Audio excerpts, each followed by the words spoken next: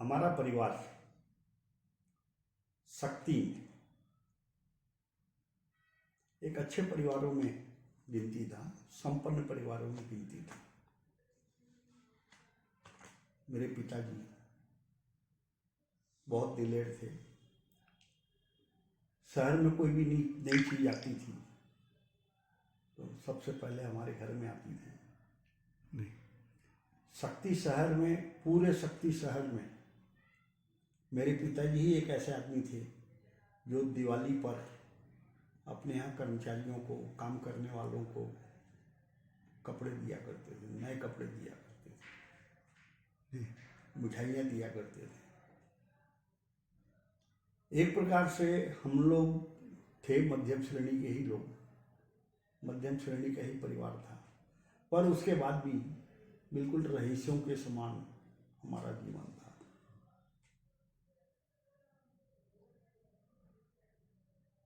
कभी कभी मुझे लगता है वो दिन जब मैं खाली रहता हूँ तब मेरे दिमाग में आते हैं, वो बात आती हैं, मेरे दिमाग में वो बात गूंजती हैं। तो मुझे लगता है कि जीवन भी कैसा है, संसार भी कैसा है। मतलब हर 10 साल 15 साल की अवधि में जीवन की स्टाइल बदल जाती है, जीवन का स्तर बदल जाता है। तो यही मेरे जीवन में भी हुआ।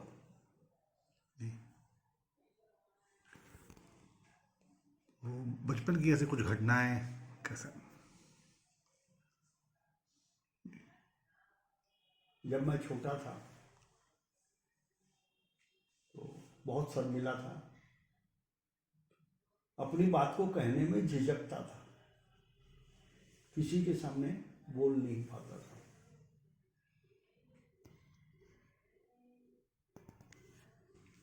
इसीलिए मुझे मेरे परिवार वालों ने मुझे झक्की कहना शुरू किया।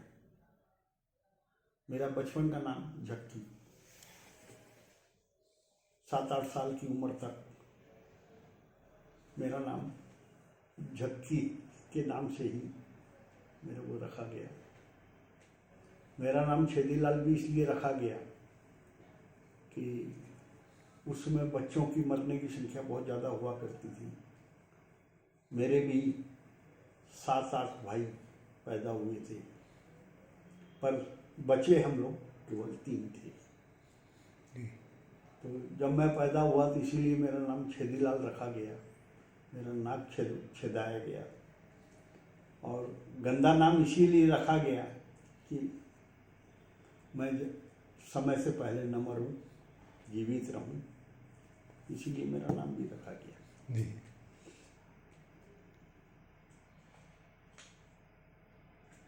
उस समय जो खाने को मिलता था, जो पहनने को मिलता था, वो कभी कभी उसके क्षण याद आते हैं तो विश्वास नहीं होता, ऐसा लगता नहीं कि वो जीवन हमने जिया है। पिताजी सुबह 5 बजे उठ जाते थे, मेरे को उठा देते थे और पिताजी का जो ग्रुप था, 20-25 लोगों का ग्रुप था, और उनके बनारस के गुरुजी थे, उन्हीं के नाम पर उन्होंने यहाँ एक आश्रम बनाया था। उस आश्रम में कुआं खुदवाया था, एक बगीचा बनाया था, उसी में वो टहलने जाते थे और 3-4 कमरे उसमें बनवाए थे।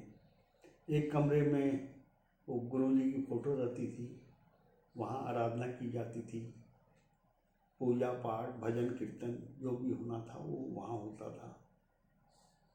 और एक कमरे में सामान पड़ा रहता था, एक कमरे में वहाँ जो कर्मचारी था, जो माली का भी काम करता था, वो रहता था।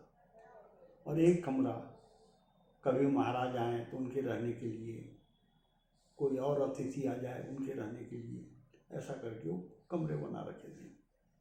वहाँ रोज घूमने जाते थे, मेरे को भी ले जाते थे,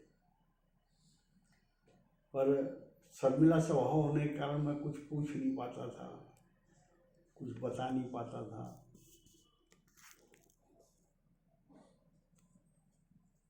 थोड़ा सा बड़ा हुआ मैं, पिताजी का देहांत हो गया। हम लोग पैसे वाले थे, हमारा परिवार पैसे वाला था, संपन्न परिवार था, एकदम से गरीब हो गया। हम लोगों के बाजार में जो पैसे लेने थे उन सब ने इनकार कर दिया पैसे देने से, और जिनको हमसे लेने थे वो सब हम पे सवार हो गए। मेरे सबसे बड़े भाई नौरंग लाल अग्रवाल, वो उस समय 10वीं क्लास में पढ़ रहे थे। उन्होंने अपनी पढ़ाई छोड़ दी और मुख्यतः हमारा जो व्यापार था, पिताजी रहते थे तो एक टूरिंग टाकी चलाते थे और बाजार हाट में बर्तन बेचने का काम करते थे।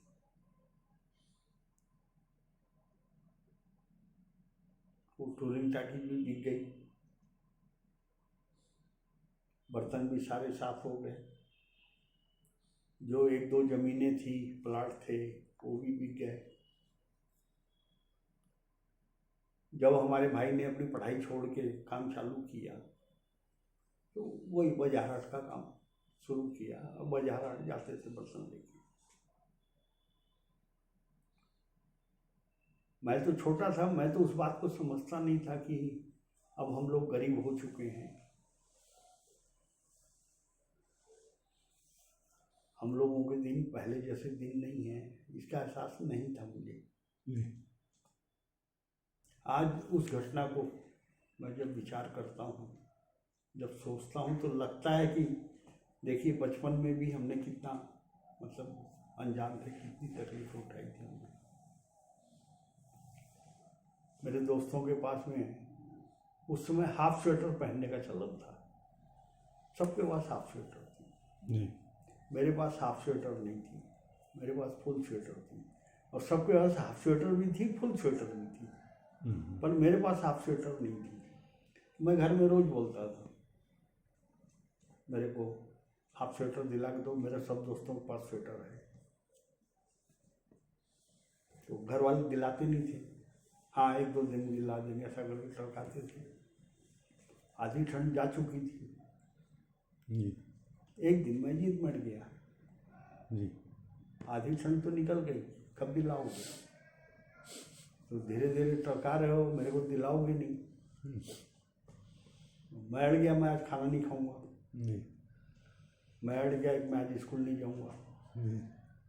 कोई काम बोलते थे नहीं करूंगा, मेरे को पहले स्वेटर दिलाओ उसके बाद काम करूंगा। तो मेरी माँ ने मेरे को 2 थप्पड़ लगाए और मेरे भाई को बोली जा इसको स्वेटर दिला के ला, नहीं तो आज मर जाएगा ये। और उसमें 2 आने कुछ पैसे की वो स्वेटर आई।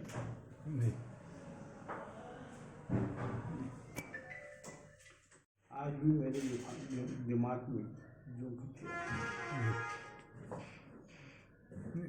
और आज मैं सोचता हूँ कि मतलब गरीबी कितनी खराब है। वो बोल नहीं पा रहे थे कि हम अब वो पैसे वाले नहीं हैं, हम गरीब हो गए हैं। मेरे दिमाग में था कि हम वैसे ही पैसे वाले हैं, वैसे ही दिलेर हैं। हम जब नौकर चाकरों को कपड़े बांट सकते हैं तो मेरे को स्वेटर क्यों नहीं मिल सकते?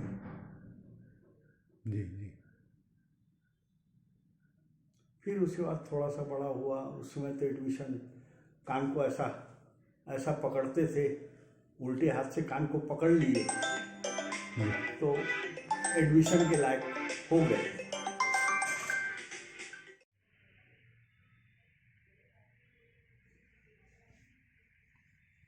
और लाइट बढ़ा लो लाइट।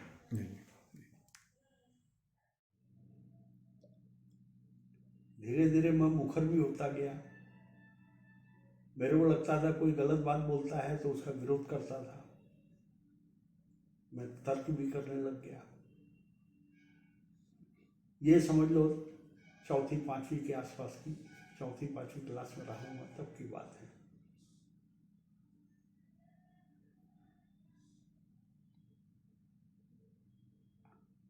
तो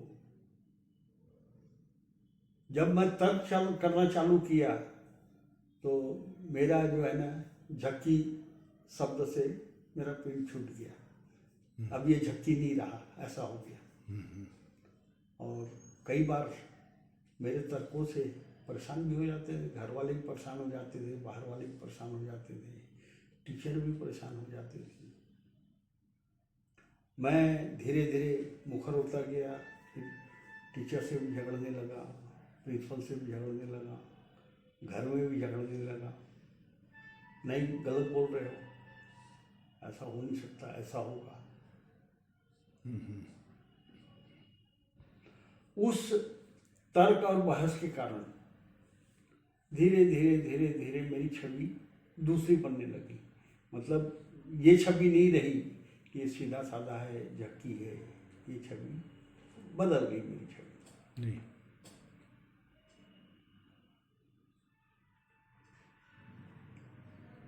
धीरे धीरे करके हमारा परिवार सेटल हो गया। पढ़ने की मेरे को बहुत चाहत थी। और आज जब मैं ठंडे दिमाग से सोचता हूँ कि कुल 1 महीना पढ़ते थे हम, पूरे साल भर मस्ती करते थे, स्कूल भी जाते थे तो मस्ती करने के लिए जाते थे। टीचर परेशान रहता था हमसे, बच्चे परेशान रहते थे। हम लोगों का अपना एक ग्रुप बना हुआ था, वो हावी रहते थे। ठीक से पढ़ते नहीं थे, पर 1 महीना पढ़ते थे और सेकंड डिवीजन के मार्क आ जाते थे। हमारे कक्षा के टीचर, हमारे मिडिल और प्राइमरी स्कूल के प्रिंसिपल बुला के बोलते थे, तुम जब केवल पढ़ाई परीक्षा के समय पढ़ते हो, सेकंड डिवीजन के मार्क ले लेते हो, अगर शुरू से पढ़ोगे तो तुम भी मेरिट लिस्ट के स्टूडेंट बन सकते हो और पता नहीं कहाँ के कहाँ चले जाओगे। नहीं आता था दिमाग में, हमको समझ में नहीं आता था। हमको दिमाग में हमारे एक घुसा था, बहुत व्यापारी करना है। और घर वालों का भी टारगेट यही था, मैट्रिक पढ़ लिया, बहुत पढ़ लिया, मैट्रिक से ज़्यादा पढ़ने की जरूरत नहीं। तो कुछ कुछ हमारे दिमाग में वही सेटअप बना था, घर वाले मैट्रिक के बाद पढ़ने नहीं देंगे। जी जी। बाजार हाट में हम जैसे 7वीं 8वीं पढ़ते थे तो बाजार हाट भी जाते थे। शक्ति में 2 दिन का बाजार लगता था, तो 2 घंटे 3 घंटे बाजार में ड्यूटी देते थे, दुकान में बैठते थे। तो धीरे धीरे व्यापार भी सीख रहे थे, समझ लो जी। तो ये सारी स्थितियाँ थी जिसके कारण डेवलपमेंट, जो एजुकेशन की तरफ बढ़ना चाहिए वो बढ़ा नहीं।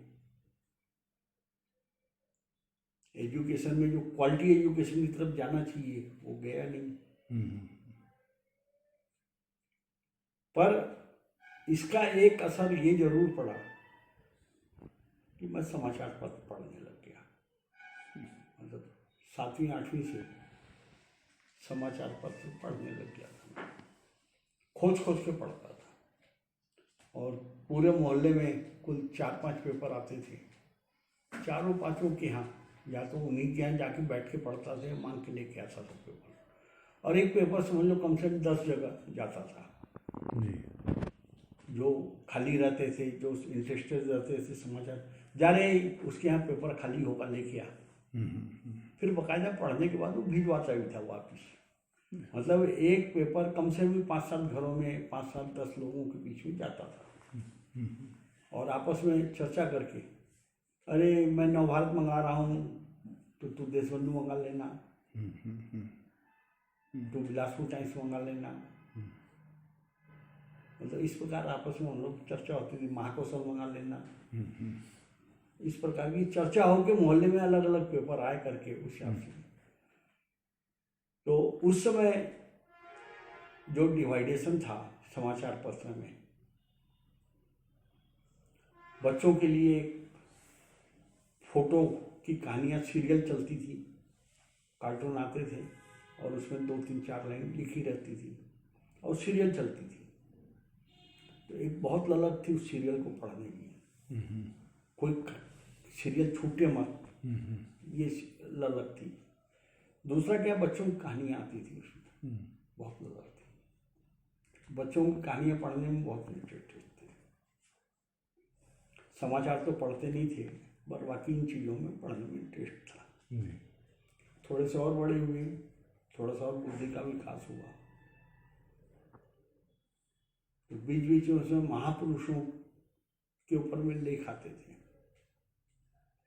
और कई बार वो बच्चों से वो आमंत्रित करते थे, इस महापुरुषों पर 100 शब्दों के अंदर आप लिख के भेजिए। तो मैं लिख के भेजने लगा, मेरा छपने भी लगा। हालांकि वो एडिट होके छपता था, जैसा मैं लिख के भेजता था वैसा नहीं छपता था, पर वो छपता था तो मेरी छाती चौड़ी हो जाती थी। उस पेपर को मैं 15-20 दिन अपने पास रखता था, लोगों को दिखाता था, देखो मेरा ये छपा है। यहाँ से फिर धीरे धीरे मेरी समाचार पत्र की तरफ रुचि बढ़ी, पत्रकारिता तरफ रुचि बढ़ी। और जब इस लाइन में रुचि बढ़ी तो मेरे को समझ में आया कि पढ़ाई का अपना अलग महत्व है। पर हमारे घर की परिस्थिति ऐसी थी कि बाजार हाट का बिजनेस था, मिडिल श्रेणी का परिवार था, तो मतलब ऐसी स्थिति नहीं थी कि लोकल शक्ति में कोई बड़ी पढ़ाई थी नहीं, कॉलेज भी नहीं था, बहुत बाद में जाके कॉलेज हुआ। और मान लो अच्छी पढ़ाई पढ़नी है तो बिलासपुर या रायपुर नज़दीक में, और कहीं कुछ नहीं था। तो भेजने की स्थिति नहीं थी, तो न बिलासपुर जा पाते थे, न रायपुर जा पाते थे। दिमाग में ये आया कि नहीं, पढ़ाई के बिना कुछ नहीं।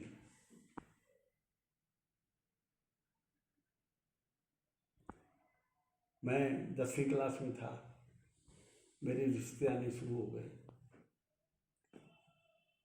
लड़की वाले देखने आते थे, तो मैं उनको बोलता था, भैया मेरे को शादी नहीं करनी है, क्यों मेरे पीछे पड़े हो आप लोग, मेरे को अभी पढ़ना है।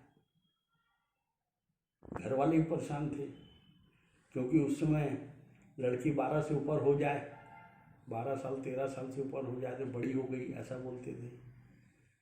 15-16 साल से ऊपर लड़का हो जाए तो बड़ा हो गया, ऐसा बोलते थे। फिर बोलते थे शादी होने में दिक्कत हो जाएगी, अच्छी लड़की नहीं मिलेगी, अच्छा लड़का नहीं मिलेगा। और उस समय एक सबसे बड़ी बाधा ये थी कि लड़की 3 साल छोटी होनी चाहिए, लड़का 15 साल का है तो लड़की 12 साल की हो, लड़की अगर 14 साल की है तो लड़का 17 साल का हो। मतलब इसको बहुत विशेष रूप से देखा जाता था। तो जब मैं 11वीं क्लास में पहुंचा तो मेरे कई दोस्तों की शादियां हो चुकी थी, तो मजे ले लेके अपना शादी का किस्सा और बीवी का किस्सा बताते थे। मन ललचाता था, पर मेरे दिमाग में बैठा हुआ था कि अगर शादी कर ली तो फिर मेरी पढ़ाई नहीं होगी। पढ़ाई की जो मेरी चाहत है उसको छोड़ना पड़ेगा, क्योंकि शादी हो गई, जिम्मेदारी आ गई। जिम्मेदारी आ गई मतलब कमाओ। कमाने का मतलब है कि अभी मैं बाजार हाट 3 दिन 4 दिन की कर रहा हूँ हफ्ते में, फिर हफ्ते में रोज के करने पड़ेंगे, काम बढ़ाना पड़ेगा, कमाई बढ़ानी पड़ेगी। तो दिमाग में वही था। 11वीं क्लास में मेरे 2-3 बच्चों साथियों मित्रों की शादियां हो चुकी थी। वो लोग मेरे को एक दिन बोले, मेरे बाल उड़ने लग गए थे, माथा चौड़ा चौड़ा दिखने लग गया था, बाल की जो घनत्व होना चाहिए वो कम हो गया था, घने बाल कम हो गए थे। एक दिन वो मेरे मजाक किए, बोले बेटा अगर 2 साल 3 साल तो रुक गया, शादी नहीं हुई, बाद में तेरे को लड़की मिलनी नहीं है, तेरी शादी होगी ही नहीं। तो शुरू में तो मैं उनकी बातों को अवॉइड किया, बाद में मैं शीशे में देखा अपने चेहरे को तो मैं डिप्रेशन में आ गया। बोले यार सच में शादी नहीं होगी, साला गड़बड़ हो जाएगा। तो फिर घर वालों को बोलना चालू किया कि भाई मैं शादी करूँगा, मेरे कोई भी रिश्ता आएगा तो खोजो। जी जी। फिर रिश्ता आया, शादी हो गई। मैट्रिक में था तब मेरी शादी हो गई। अच्छा। अब उसके बाद हम लोग भाइयों का बंटवारा भी हो गया। मेरे को 1200 रुपये मिले अपने बंटवारों में। जी। आज यहीं से बात करते हैं भैया। बस है ना। ठीक।